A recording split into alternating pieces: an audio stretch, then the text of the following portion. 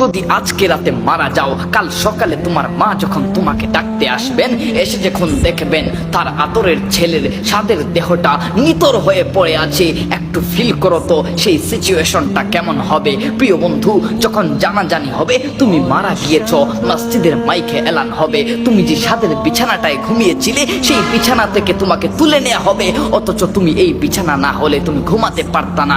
এই বিছানা থেকে তুলে নিয়ে তোমাকে শুইয়ে দেওয়া হবে একটা খাটিয়ার মধ্যে, একটা কাঠের খাটিয়ার মধ্যে।